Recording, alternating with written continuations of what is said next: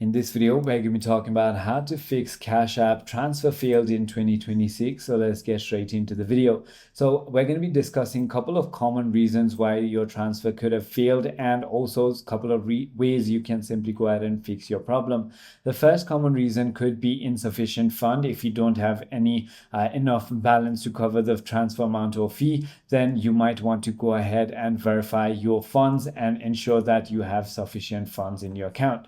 If that is not the case, it could also be your information that is incorrect. So make sure that you verify your recipient information, double check the cash tag, phone number or bank details. It could also be your bank which is not supporting the transaction. What you might need to do is simply go ahead and contact your bank or even remove and re-add it.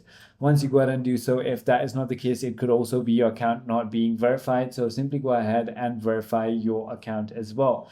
Once you do that and it still doesn't work, then it could also be your transfer limit. Simply go ahead and check if you have hit the limit. All you can do is wait here, and that is about it. I hope this video clarifies everything for you. If you have further more queries, feel free to comment down below, and I'll see you on the next one.